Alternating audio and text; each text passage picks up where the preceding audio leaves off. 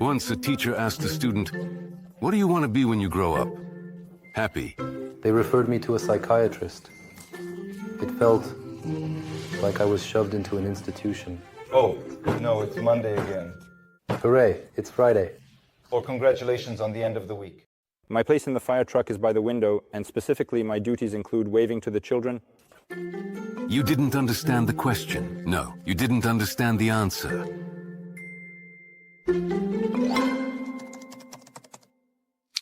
I was born into an intelligent family from Petersburg, and my parents really wanted me to become, well, at least an academic. But it quickly became clear that I wouldn't become an academic, as I wasn't studying well. And by the age of 17, I started working. So there was such strong pressure, and as a teenager, I just couldn't crawl out from under that pressure. Yes, I definitely went to oil and gas companies for internships I observed, and in principle, the job prospects there were even good. But I understood that I wasn't interested in it. I didn't want to engage in that. My first education, my first job is related to jurisprudence. I studied to become a lawyer. Plus, for some time, I also worked in the prosecutor's office on juvenile cases. That was very morally difficult. I was shaken by it for a long time. Can you imagine? Colonels of the security service in the lineup. They are betting on me. I am in reserve for a leadership position. Suddenly he comes to the head of the HR department and says, "Comrade Colonel, I want to resign. I'm writing a resignation report." "How come? What do you want to do?" "Well, I want to become a massage therapist." At the very beginning of my life journey, I ended up in a company where it was believed that a person has no calling. It doesn't matter what job you have, the main thing is to make money. During this time, I changed quite a few jobs, but throughout all this time, I maintained the approach that the most important thing is money. It doesn't matter what job you have, money will bring happiness. What prevents us from finding our calling? First of all, the beliefs imposed on us from the outside. Work where it is more profitable. Study where it is more prestigious. The main thing is to remember what is important, and then success will await you. And instead of developing our talents, we strive for places where there is simply more income. As a result, money has become almost the only dream of any person. A major public opinion research agency conducted a large survey worldwide. It turned out that only 23% of people are satisfied with their work. This means that only 1 in 4 people works according to their calling. What prevents us from finding our calling?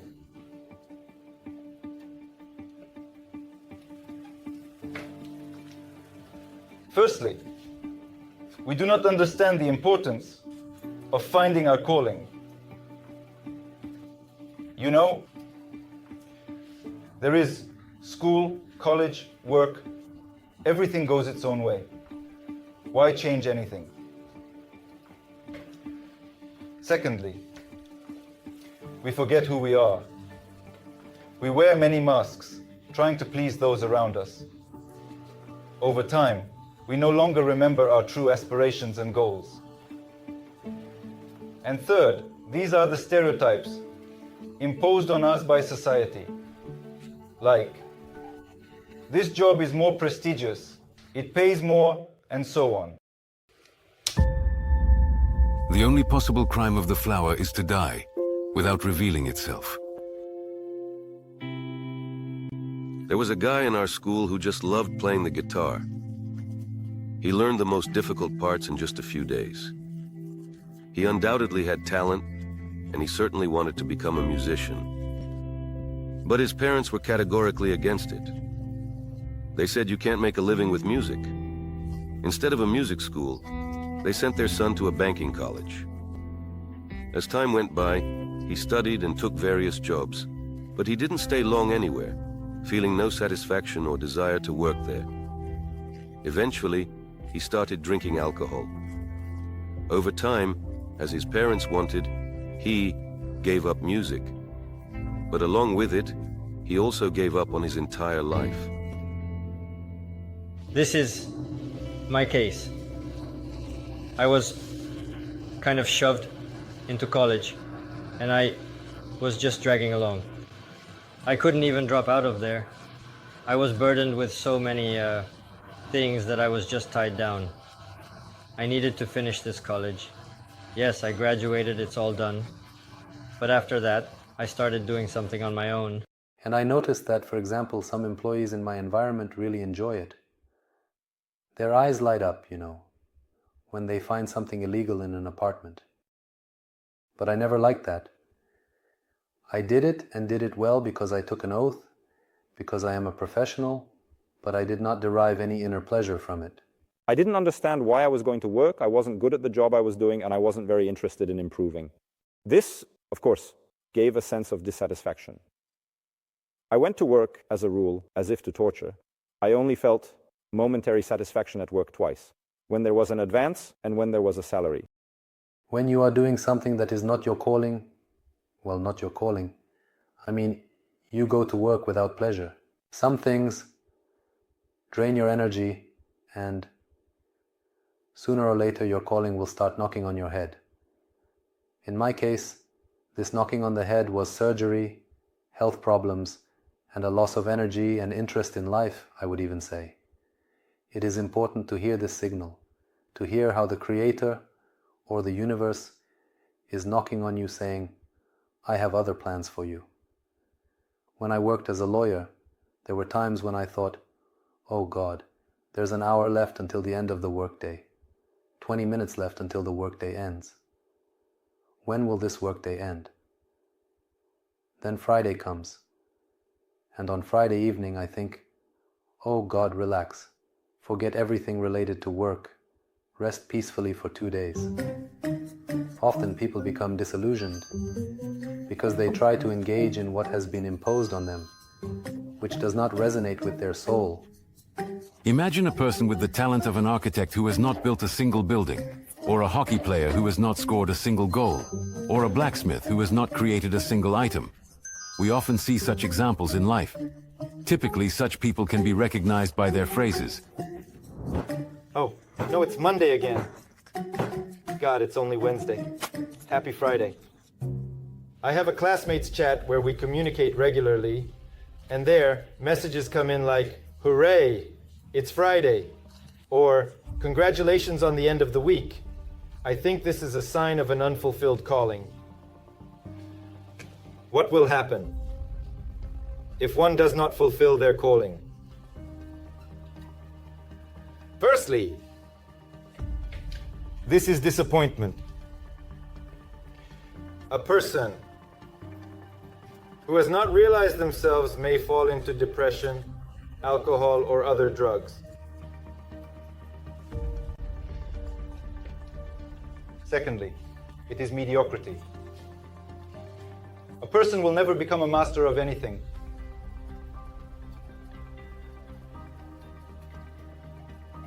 And thirdly, he will never experience true inner happiness.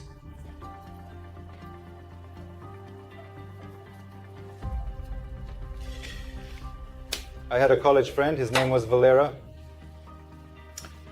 He was a true charismatic leader, a football player, a goalkeeper for a famous football club, and was even waiting for an invitation to the national team.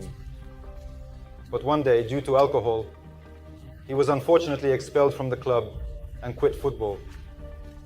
We hadn't communicated for a long time, and recently I went into one of the mobile phone stores and saw Valera. He recognized me and started telling how he now works here. His voice was somewhat quiet, his gaze dim, as if he wasn't Valera at all. You see, our calling is like a light inside us. If it is not revealed, it can fade away. Do you think a football player by calling can be truly happy if he sells mobile phones? If you evaluate a fish by its ability to climb trees, it will live its whole life with a sense of inferiority. Albert Einstein. I got into bread at some point. Before that, I was working in sales, working in PR, and while I was working in PR, I met a person who bakes bread, and I attended a master class with him. In the end, I went and he taught me to bake one type of bread. Just molds and sourdough, and it changed my life. I came home and realized that I liked it so much that I couldn't not bake bread. Ultimately, all of this accumulated. By the age of 30 led me to a life crisis, to depression, a real depression. I went to the doctor, and I was even prescribed antidepressants. For about 6 months, I didn't want anything at all. I completely lost any taste for life, and I was utterly uninterested in everything happening around me. Then I slowly started to emerge from depression, began writing a list of what I would like to do and what I wouldn't want to do. I definitely wanted my work to bring a sense of thrill and adrenaline. I was interested in something like rescue work, helping people, saving people, and some kind of service. And somehow, these points did not come together at all. They did not unite in the context of any work. Every person has talents. Some can be easily recognized. For example, a person who has been drawing well since childhood or has perfect pitch. And there are talents that only reveal themselves in certain situations. For example, can a person accidentally discover the talent of a surgeon? Guys, I found a scalpel at my grandmother's. I want to try my hand at surgery. Max, you mentioned your stomach hurts. Let me take a look. Maybe it's appendicitis. And since I have had a passion for doll restoration since school, I started this story that, yes, it would be great to try restoring the furniture itself. I started studying this first in theory. After some time, he matured from just that and began looking for an educational institution to study restoration and become a professional in this field. I accidentally came across a post on the entertainment site Peekaboo, where a person shared how he joined the fire service and immediately found the phone number for the central office, called them and said, "Hello, here's the situation. I have an overwhelming desire to join your ranks." I participated in various competitions, and at one of the competitions I injured my lower back. My back constantly hurt even after the surgery, and during this time I started studying a lot of medical literature on this because the pills didn't help. I also visited various massage therapists, but didn't get any effect. Of course, I started looking for a solution myself. There was a person who, in just one session, alleviated the pain. I was returning to duty. At that time, I was a young lieutenant colonel, fulfilling a leadership role. Everything was fine. In my head, it was like a bell ringing dong. Dong. Dong. Dong. I realized that I had grasped something very important, something significant for my fate. And at one moment, I just understood that I wanted to help people myself. How do we find our calling? Of course, it's unlikely that someone will point it out directly, like a fortune teller or a psychic. I see. You are a food delivery person. No, that's not it. You are a vegetable seller in the Central Market, stall number 29. There is a lot of information and many opportunities now where one can try themselves. Plus, there are even psychological tests and training sessions where you can simply understand your inclinations. To find your calling, you need to honestly answer a series of questions to yourself. Since the main criterion when choosing a job is often salary, ask yourself a question. What would you do if you didn't have to work for money? For example, you are Bill Gates' favorite nephew. You have a package from your uncle. Please receive it and sign. Would you continue doing what you are doing now? Perhaps at first you would satisfy your material hunger. Home, car, travel. What comes next? Try to make a list of what you would like to do. It is essential to listen to the stories of people who enjoy their work and how they got there. Pay attention to yourself when someone talks about what they do. What do you feel at that moment? Question number 2. What do you love to do in your free time? Perhaps you have a favorite hobby. Often, it is a person's calling. Someone might say, I just like to lie on the couch. Then it's time for question number 3. Do others like what you do? Imagine that you stop doing what you do. Would anyone be upset about it? Or perhaps on the contrary, they would only be happy. Thank God Valera quit and no longer does repairs. Try everything you can. I regret that when I was in school, I didn't try or learn something new. Still, in law, I wore some rose-colored glasses. I didn't learn more details. I imagined from the movie that there was a cool lawyer, a great attorney, and this picture was frozen for me.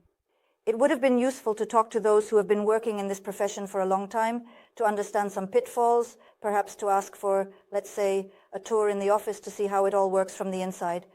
That would be a great experience, and to understand what is and what is not. Everyone has heard the phrase, the main thing is to get into university, get a higher education, and then we'll figure it out. But statistics show that 70% of university graduates do not work in their field. This indicates that people do not seek their calling, but how to search for it.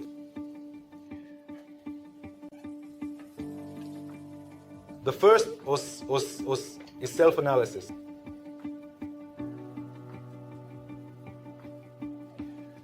Ask yourself 3 questions. What would I like to do if I didn't have to earn money? What do I enjoy doing in my free time? And what do the people around me like about what I do? The second is testing. There are now many tests to determine personality type and predisposition. And the third is to try. Seek and try.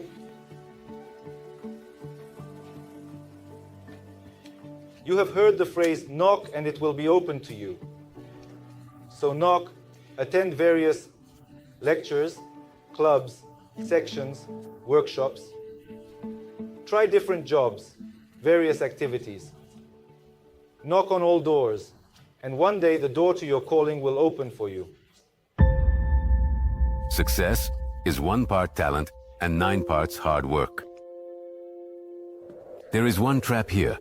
Often we believe that work related to one's calling should be easy, endlessly joyful, and quickly yield results in the form of recognition and money. But in reality, even if we are moving towards our calling, we will still face doubts and difficulties. The first 3 years I just lived here. I worked alone. I did everything myself. I baked, transported, loaded, carried, cleaned, called clients, searched, and conducted tastings. In other words, I did all of this myself. And it was really very hard, but I enjoyed it. Periodically, you can hear the phrase, "This is not for me." A person abandons a started task simply because they encountered obstacles, not realizing that difficulties are normal and success awaits them ahead. I can say that on the first day I had 2 people for appointments as soon as I opened the office. The second, third, there were 3 or 4 people.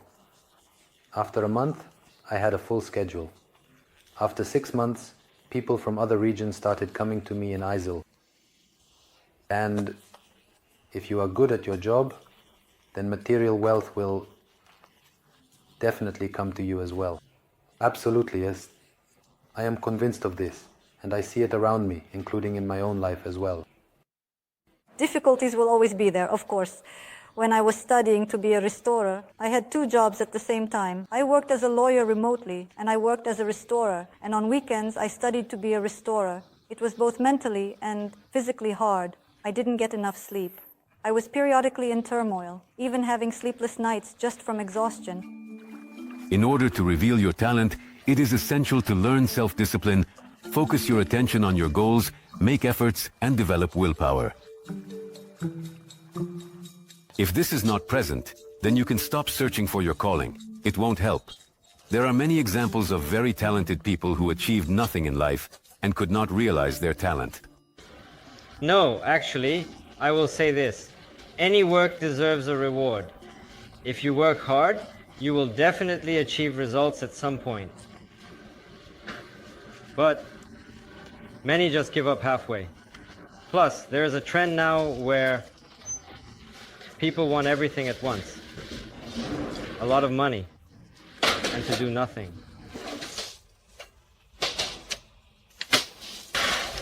I, to be honest, was the same way. I was afraid to engage in what I really liked, because it didn't pay. But in reality, Thanks to my wife, who believed in me, she said, "You enjoy working with bread. You can always close yourself off later, but at least you'll try and know." There is a phrase, success equals talent. People believe that everything depends on talent. They say, "What did you expect? People are so talented, he has such talent." I had a classmate who had amazing abilities in mathematics. He could come to the test and pass it with a 5 without any preparation. As for me, to pass the same test, I had to spend a whole week studying in the evenings, not going out. And even then, I only managed to get a 4. But while I was studying like that, I was training my discipline. The ability to work hard long time and resolve. Over time, I managed to build a manufacturing enterprise and become its leader. Statistics show that many talented people achieve nothing in life precisely because they lack the habit of hard work. Therefore, in this formula, one main component is missing: labor.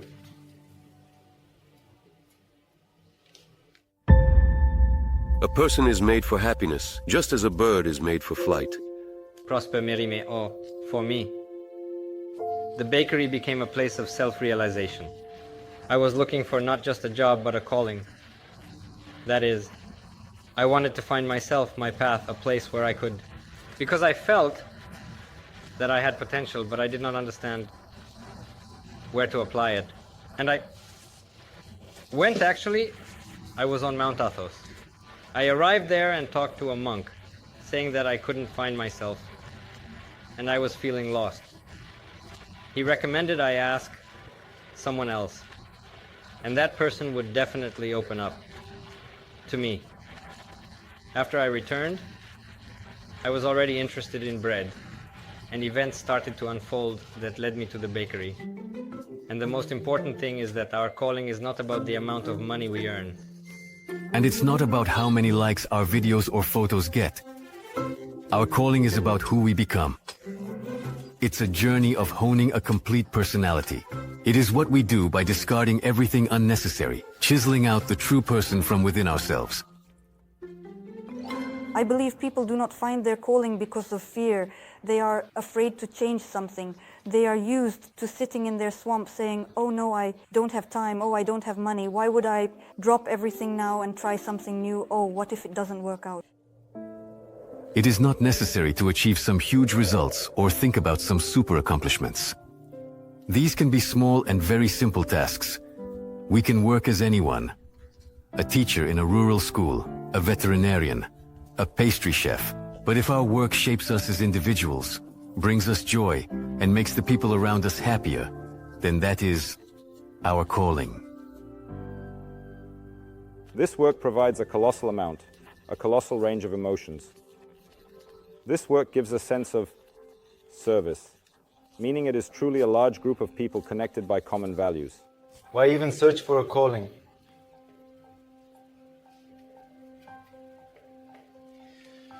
The world-famous doctor Nikolai Pirogov, when he was still a child at the age of 10, wrote in his diary, "The goal of my life is to become a true person."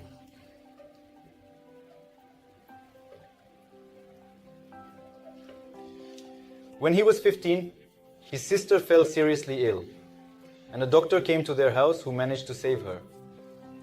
That day, he understood what it means to be a true person, and he made the decision to become a doctor.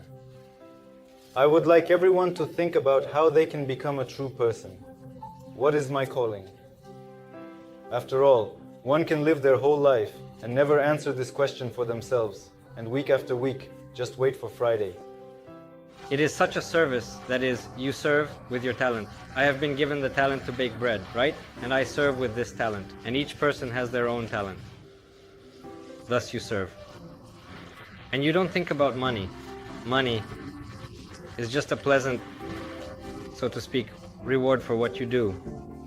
I feel incredible satisfaction. I absolutely love restoring items. I am ready to live in the workshop. When I had some difficult periods in my life, the workshop really saved me. It was like a little island of safety for me. I had periods in my own life when I lost the sense of fulfillment or meaning in my life. So what is my purpose? Right now, I can say that I have meaning. And I can do this for my whole life. And someday, when it's time for me to leave, another world, but I can say that I lived my life not in vain. Yevtushenko has a poem. I demand from the loader, from the doctor, from the cook, from the one who sews my coat, everything must be done well, and it doesn't matter what. Nothing should be mediocre, from buildings to galoshes. Mediocrity is unnatural, just as lies are unnatural. You must earn your own glory. It is shameful not to be great. Everyone should be. In the buffet lived 6 cups and 1 teapot. At night, when all the people were asleep, the teapot boasted to the cups that, unlike them, it had not only a handle but also a spout. But one morning, while pouring tea, a hand dropped the teapot. It fell, and the spout broke off. And at night, the teapot could no longer boast to the cups. The teapot without a spout became unnecessary, and people threw it into the garbage pile. It was raining, snowing, and the teapot was completely alone. But one day, an old hand picked it up and took it home. It filled it with soil. Then the hand placed a seed inside. And one early morning, a sprout appeared. Then a rose bloomed, a beautiful rose. And then the kettle understood why it exists on this earth, to bring something beautiful into this world.